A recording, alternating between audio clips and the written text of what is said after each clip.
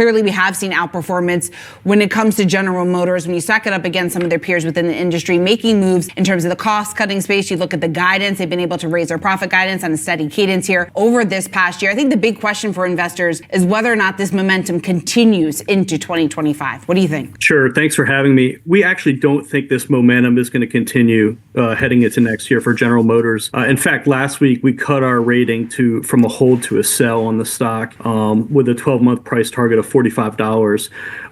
We have a few concerns regarding General Motors. I think if you look back over the last 12 months, the earnings growth has really been EPS growth has been driven by the buybacks. They announced a big buyback last fall after the UAW strike was settled, and they continued to buy back more stock this year. So it's really been driven by share count reduction that has driven the EPS growth, not necessarily underlying net income growth. The second thing is Mary Barra talked about EV growth. One of our issues with General Motors is that they made a decision in 2020 to shun development of hybrid vehicles. As a result, they currently have no hybrid vehicles available in the marketplace. Hybrid vehicles are the fastest growing segment of the auto market in the U.S. And so while they've had some success with their EVs, we think the federal EV tax credit will be going away. That's going to really hurt their EV sales. And they've lost out on 4 years of development with hybrid vehicles. Now, earlier this year, they decided that they're going to start developing hybrid vehicles again, but we think it was a big strategic mistake. So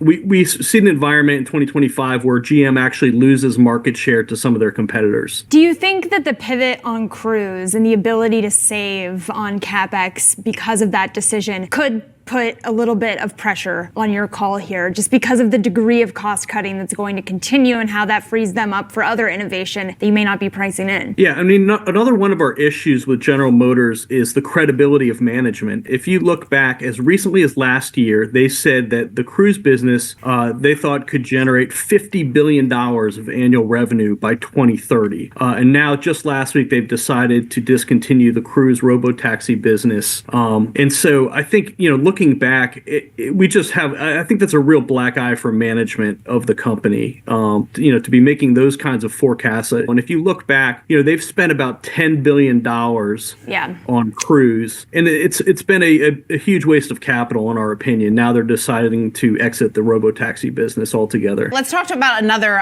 name that's obviously garners a lot of the attention within the industry, and that is Tesla. We've gotten more bullish calls out this week. Dan Ives over at Wedbush being one of those, just talking about the new market cap milestone that we could see here from Tesla in the new year. I'm not sure you're totally on board with this. What are some of your biggest concerns when it comes to Tesla in 2025? No, so we are on board. We have a buy rating on the stock. We had been at a hold. We went to a buy the day after the election, and since then, the stock is up almost 90% in just a little over a month. It's been, about 6 weeks. It's been an incredible run for the stock. I think the stock is pricing in a much easier regulatory environment for autonomous driving. And we think Tesla has the best technology out there, and they're really going to be the biggest winner from that.